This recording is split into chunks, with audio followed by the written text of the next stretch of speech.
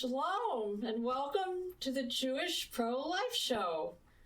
I'm Cecily Routman, founder and president of the Jewish Pro-Life Foundation, where we're saving Jewish lives and healing Jewish hearts by providing the Jewish community with much-needed pro-life education, Jewish-friendly pregnancy care and adoption referrals, and healing after abortion.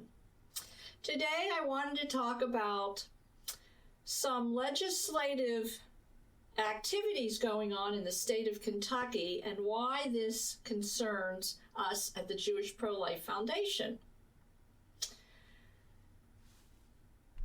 It all started when one of our monthly Mishpachah members emailed me a story out of the Courier Journal in Kentucky.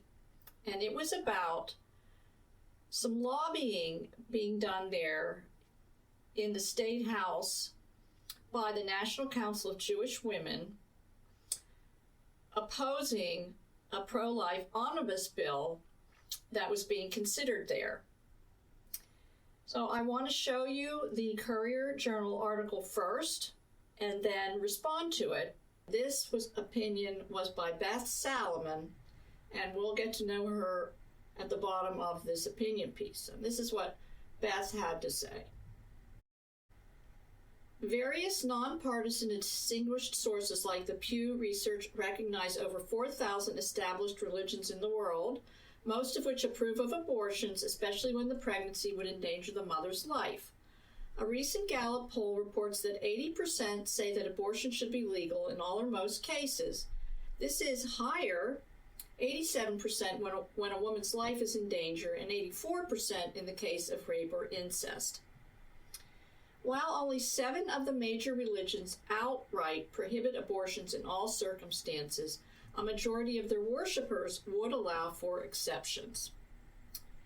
Judaism is one of the major religions in which the vast majority agree that decisions with respect to abortion should be left to the woman making the decision. In fact, Judaism not only permits the termination of pregnancy, but even requires it when the life of the pregnant person is in danger. Danger can be defined in multiple ways, including both physical and mental health. The mental state of a pregnant person can be as critical as physical health. Jews, as well as many other religions, do not believe that life begins at conception. Jewish texts emphasize that the fetus does not have the status of personhood, describing it as mere fluid for the first 40 days after conception and part of the pregnant person's body thereafter. Reproductive freedom is a Jewish value. Unfortunately, Kentucky legislators are voting and signing into law restrictions abortions as well as all reproductive health. The Kentucky House passed House Bill 3. With this now going to the Kentucky Senate, a sweeping anti-abortion bill that adds extreme regulations and restrictions on pregnant people, doctors, pharmacies, and other services. It restricts access to abortions for people under the age of 18 and college students. It also bans receiving abortion medication by mail or shipment and places more restrictions on anyone using medication to end a pregnancy, a practice which accounts for half of all abortions in Kentucky. The United States of America was founded on, and one of our biggest strengths is, our freedom of religion. So important was the Founding Fathers' belief in this that they made it the First Amendment in our Bill of Rights. The First Amendment states, quote, "Congress shall make no law respecting an establishment of religion," unquote. Much of the justification for prohibiting abortion has been rooted in a Christian interpretation that life begins at conception. However, as stated previously, this is not the case in Judaism. The First Amendment also states that, quote, "Congress shall make no law prohibiting the free exercise," unquote, "of religion." All these anti-choice bans and restrictions do not affect just a Jewish woman's rights, but also denies her religious beliefs while forcing her to abide by other religious practices. Furthermore, these anti-choice bans and restrictions could force a Jewish doctor to renounce his or her religious and medical beliefs while forcing her or him to abide by other religious doctrines. The imposition of one's religious belief to the detriment of all others should concern all people who believe in religious pluralism and religious freedom. For too long, the faith-based narrative around abortion has neglected to include people of faith who believe differently. National Council of Jewish Women, with their 180,000 members and 60 sections across this country, has started 73 Forward, a Jewish movement for abortion justice. As longtime proponents of challenging the status quo, NCJW is refusing to stand by while anti-abortionists misuse faith to justify restricting abortion rights and access.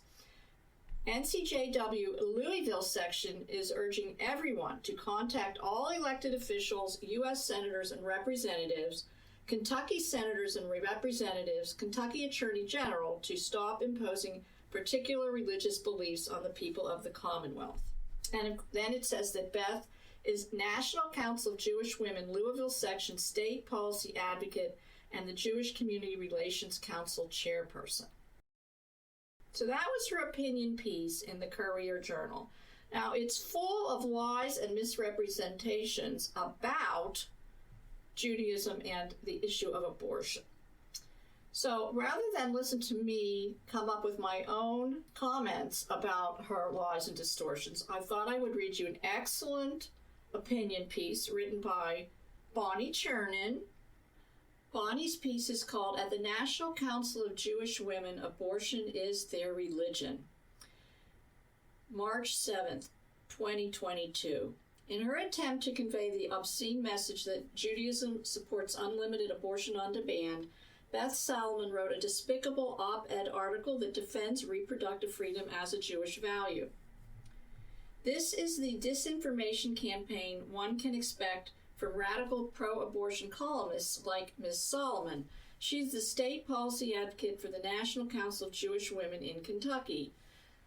The National Council has been aggressively promoting radical abortion policies for 50 years. They support abortion up to birth for any reason, and they take passages from the Torah and provide a distorted interpretation of the verses. Ms. Salomon is promoting a dangerous ideology devised to indoctrinate readers with her opinions rather than educate them with the facts. In Judaism, all human life is sacred. Abortion is a violation of Jewish law and considered akin to murder. The authentic position is that Judaism is pro-life. If you tell a lie big enough and keep repeating it, people will eventually come to believe it, is a quote attributed to Hitler's propaganda minister, Joseph Goebbels. The NCJW has created a propaganda playbook that diminishes and devalues the lives of unborn children to justify killing them for any reason. The NCJW supported the horrendous so-called Women's Health Protection Act. Calling it the Infanticide Act would be a more accurate name. This is a baby kill bill. It permits unrestricted abortion on demand up to birth. It failed in the Senate. Had that bill become law, every minimal abortion restriction that most Americans support would have been nullified. All parental notification and consent laws would be scrapped. Abortions would be legal for any reason after 20 weeks when the unborn child can feel pain. State requirements that pregnant women view ultrasounds of their babies so they can give informed consent would end. States would not be allowed to protect infants that survive abortion. That decision would be left with the abortionist, and taxpayers in all 50 states would be forced to pay for abortions. There is nothing in the Torah, Midrash, or other sacred Jewish texts that allows abortion on demand for convenience or choice. There is no such thing as reproductive justice in Judaism. Our Jewish matriarchs, Sarah and Rachel, were barren and prayed to Hashem to bless them with children. Nowhere was the maternal instinct more powerful and overarching than in the lives of our matriarchs. Rachel felt helpless as her older sister Leah easily conceived one child after another and said to Jacob, "Give me children or else I die." Genesis 31. Deuteronomy 30:19 reads, "Now choose life so that you and your descendants will live." It doesn't matter what 83% of American Jews think. It matters what the Torah states. Killing babies was not God's mission for humanity. The passage in Exodus 21:21-25 is not about abortion.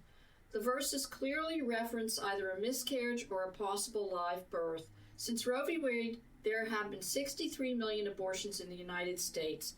Does Ms. Solomon think these are all miscarriages? If she does, she's right. They are miscarriages of justice against the unborn. Ms. Solomon leaves out important facts about preborn life in her defense of abortion. Jewish doctors are allowed to violate the Shabbat to save the life of an unborn child.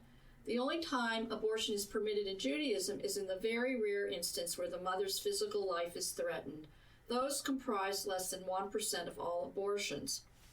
30 years ago, the pro-life movement was focused on partial birth abortion, the gruesome abortion method in which the abortionist delivers an infant but leaves the head inside the birth canal and then plunges a scissors into the base of the skull and suctions out the baby's brain. But the NCJW did not call it partial birth abortion. They called it DNX, or dilation and extraction, because it sounds antiseptic, and they supported it.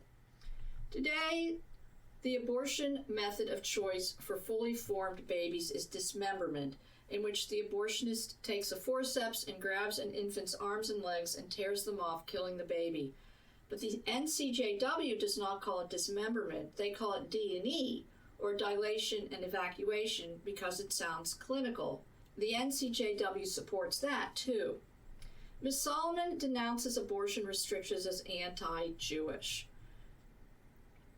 She says, furthermore, these anti-choice bans and restrictions could force a Jewish doctor to renounce his or her religious and medical beliefs while forcing her or him to abide by other religious doctrines. And then Bonnie says, if the Women's Health Protection Act had passed, all federal conscience protection laws would have been abolished. Christian doctors and others who feel abortion violates their religious and moral convictions would be forced to commit murder. Is Ms. Solomon okay with Christians being forced to renounce their religious beliefs by being coerced into performing abortions at the risk of losing their jobs? The National Council of Jewish Women is now pushing for the unrestricted distribution of deadly chemical abortion drugs in the state of Kentucky. According to the U.S. Census Bureau, as of July 2021, the estimated population of Kentucky is 4,509,394. The Jewish Virtual Library indicates that as of 2020, the state's total Jewish population is 12,500. Jews comprise less than 0.3% of the total Kentucky population. Who is discriminating against whom? If the National Council of Jewish Women really wanted to help women in crisis pregnancy situations, they would promote the over 2,700 pregnancy resource centers across the United States that provide pregnant women with professional, essential life-affirming care. But if their purpose is to inflame resentment among Christians and stoke anti-Semitism from the rest of America, most of whom are not Jewish, then they are off to a good start. So I really appreciate how Bonnie calls out the National Council of Jewish Women. I wanted to share the opinion piece I wrote for the Courier Journal. I haven't yet tried to get it published there because I have learned since, and I will explain that to you after I read my piece, that the editor there generally declines submissions from the pro-life side and from people that are not citizens of Kentucky. So I will share our piece with you now. Kentucky's pro-life legislation aligns with Jewish life-affirming Torah values. Beth Salomon's opinion piece, published March 4, 2022, grossly misrepresents Jewish legal views on abortion. She knows nothing of Torah prohibitions against child sacrifice, nor of Torah's consistent laws protecting life from conception onward. Today, there are many Jews and Christians who cite Jewish legal texts and scientific sources confirming that life begins at conception and deserves legal protection. Judaism considers abortion to be murder. Respected legal authority, rabbi and physician Moses Maimonides declared in his legal opus, the Mishnah Torah, the definition of murder, according to the Noahide laws, includes a person who kills even one unborn in the womb of its mother, and adds that such a person is liable for the death penalty. Jewish legal authority in modern times, Rav Moshe Feinstein, stated, not only are Jews prohibited from having an abortion, but they are prohibited from assisting non-Jews from having an abortion too. According to halakha, abortion is prohibited for non-Jews. It's actually a capital crime.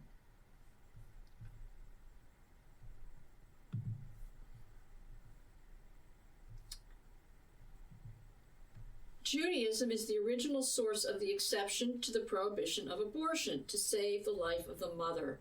Every pro-life law includes this specific exception. It was intended to be used in medieval times only in the case of a woman's imminent death because of breech birth. Virtually no medical reason exists today that justifies killing a child in the womb to save the mother's life. Relying on medieval texts to justify murdering children before birth and after birth, as abortion advocates increasingly demand, ignores modern scientific proof that confirms the actual living human status of the unborn child. Would Ms. Solomon dismiss outright modern treatment for disease in favor of ancient prescriptions such as bloodletting? Of course not. Our American First Amendment freedom of religion proscribes freedom to murder, whether Islamic honor killings or satanic temple abortion rites. Jews who demand allowances to approve abortions upon religious grounds that do not constitute imminent physical danger to the mother must comply with state and federal homicide statutes.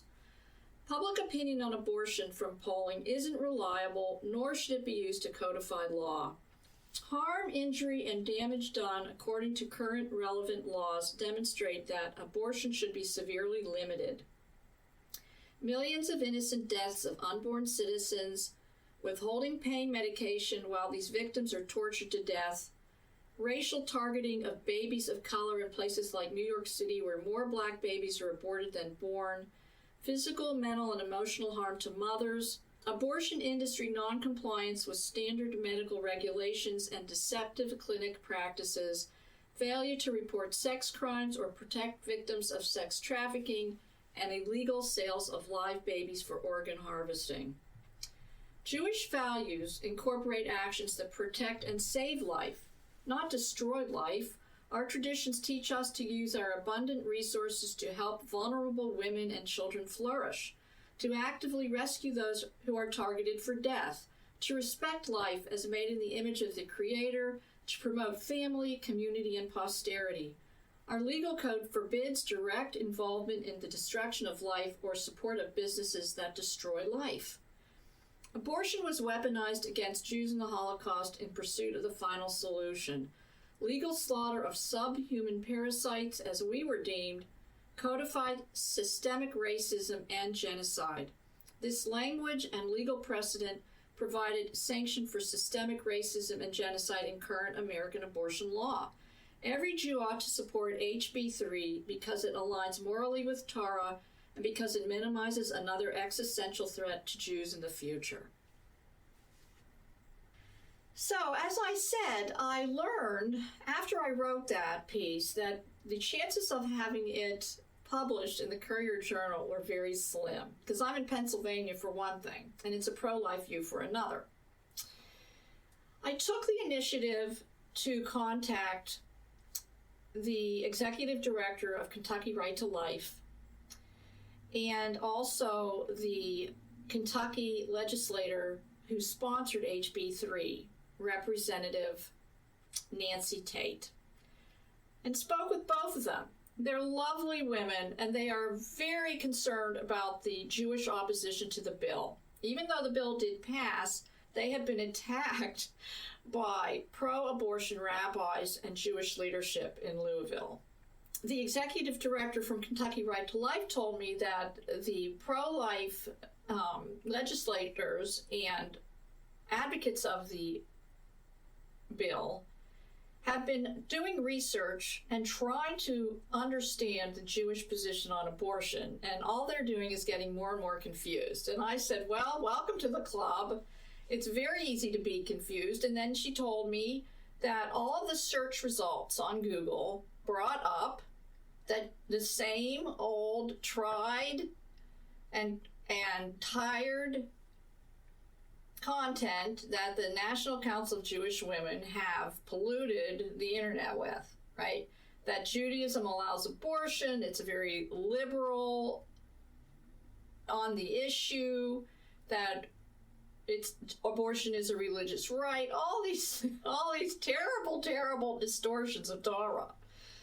So I sent her and Representative Tate my letter that I had hoped to get published in the Courier Journal, and I also sent them Bonnie's article, and I asked them to please look these over, and if they could possibly use any of that content to please share our point of view with the assembly members there, the whole Kentucky House and Senate, to show these people the true nature of Judaism, which is, it is pro-life. It was the original pro-life religion, as we say here at the Jewish Pro-Life Foundation. I also sent them a link to our PowerPoint and some of the articles that I've written in our blog to further describe our position and offer to help them understand how to argue better against these, as Bonnie said, despicable opinions that they constantly spew out. And, I guess they think if they say them long enough and loud enough, people will just believe them. And I think it's really sad that there have been apologies offered by some of the representatives in Kentucky to the Jewish people, fearing that they may have offended them. And I counseled these ladies, these pro-life ladies, to stop apologizing, because they have to speak for God and do it confidently and righteously. It did come up in conversation that I might go down to do some teaching with our PowerPoint and just provide an example of somebody who truly believes that our unborn children should be protected, all children, whatever their religious faiths may be. So that happened this last week, and I'm sharing this with you today because as spring and summer near and the Supreme Court weighs in on the Dobbs case, there are just intensified efforts by the National Council of Jewish Women to indoctrinate more and more people and bully and harass state assemblymen. So we need to speak out more. I encourage everyone who's listening to attend our next monthly Mishpacha, the first Sunday in April, where we discuss these things. The letter that I wrote came from suggestions by participants at our monthly Mishpacha who feel strongly about this. So we talk about it, and then we'll look at that. We came up with some content. I'm hoping that between Representative Tate and the Kentucky Right to Life, they'll come up with a nice version of that letter and submit it to the Courier Journal as well as to the State Assembly. And this opportunity to educate the folks down in Louisville has given me an idea that perhaps we ought to make our work and our educational resources available to all 50 state House and Senate members who would like to learn about the true nature of Judaism. So I'm going to be contacting these wonderful people and letting them know that we'll be happy to help in any way we can to educate, because that's what we do here at the Jewish Pro-Life Foundation. When we started in 2006, I never imagined that I would be speaking to people in these, state houses, as I chose to start our organization as an educational nonprofit rather than have much to do with politics. We don't spend any money on political races. We don't endorse candidates. We are very interested in making sure people understand the true nature of Judaism and that we need to stand up for these unborn children. We need to speak for those who cannot speak for themselves, especially because they don't vote and they don't donate, right? They don't donate to pro-life causes and candidates. They can't do that. So we have to speak for them. Which brings me to, the fact that this week's Purim. We have the Fast of Esther on Wednesday. And, you know, I certainly have many limitations. Let me tell you, I don't consider myself an Esther, although some people think of me that way, but I certainly don't think of myself that way. I mean, I'm just grateful to have the strength and ability to be sharing with you this morning. I keep trying to get these videos created and published on a regular basis, and yet my life gets so busy that I just don't get here. But anyway, I'm here today. Thank you, God. So, but Purim is coming, and it's time for Jews to stand up for Jewish people, right? And once again,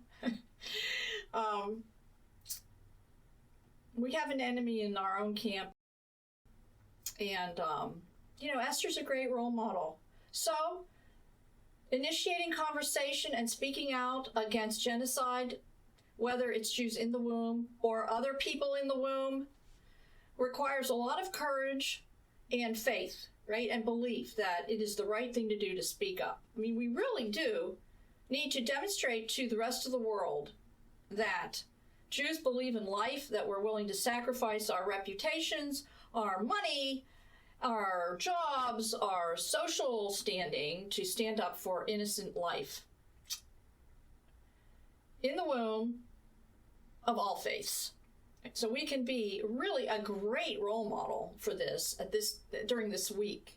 And I would just encourage anyone and everyone who's Jewish to stand up for life and stand up against the National Council of Jewish Women and the distortion and the lies and the evil messaging that they insist on carrying to indoctrinate and poison the minds of many Jews, as well as many faithful Christians and even secular people who are looking for, you know, reasons to support abortion. There's so many things I could say about this, but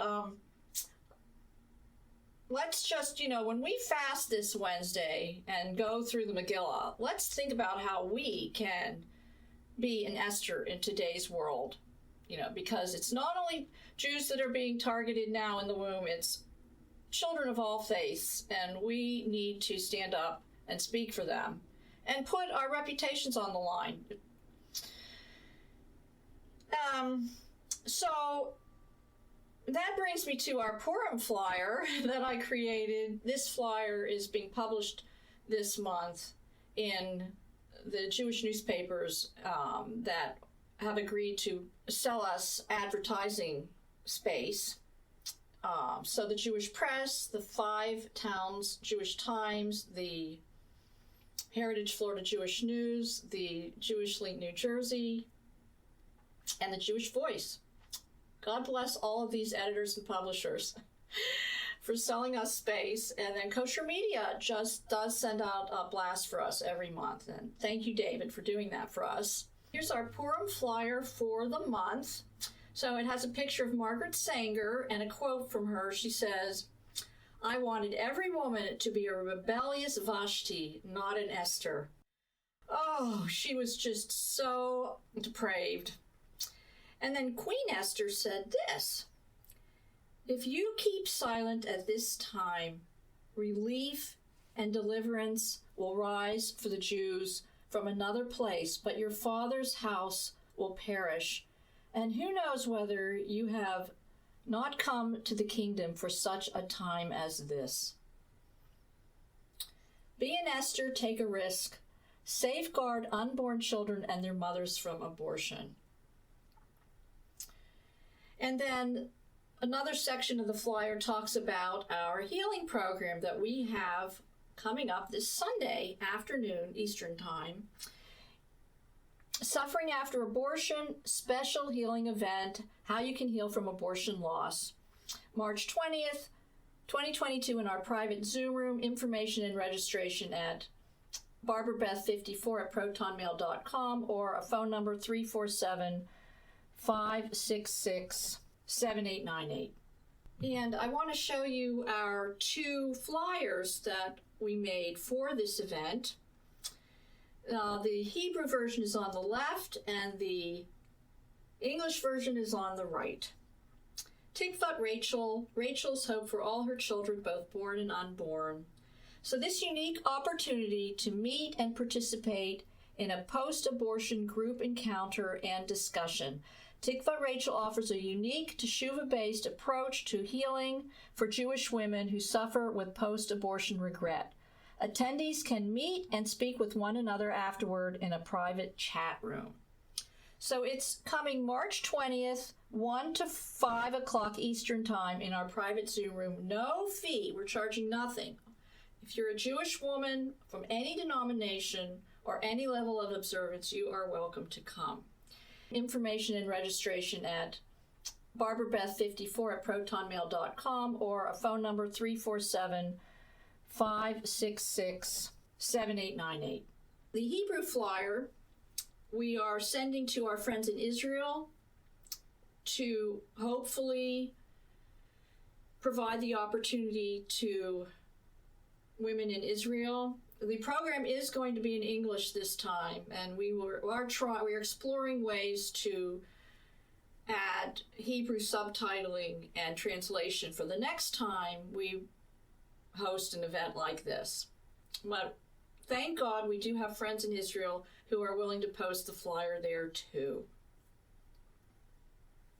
So that brings us to the end of our show today.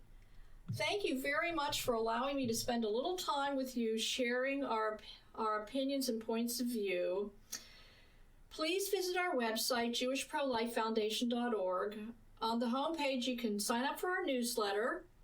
You can go to the library to download our PowerPoint entitled Judaism, the Original Pro-Life Religion. You can download the healing program in the library and find contact information for our facilitator there too. You can request a welcome packet on our website and check out our Pro-Life Rabbis page, the Pro-Life blog, and our Jewish-friendly pregnancy care and adoption resources. Be sure to visit our worship page where you can learn more about our online accessible Shabbat services and Torah studies led by our pro-life rabbis, Rabbi Bovid and Rabbi Nachman, and they're both going to be doing Purim services through Zoom. Please subscribe to our podcast, Jewish Pro-Life, where we upload the audio of our shows. If you'd like to contribute to our work, please visit the donate page on our website. The Jewish Pro-Life Foundation, we're making the original pro-life religion pro-life again. Until the next time, shalom and choose life.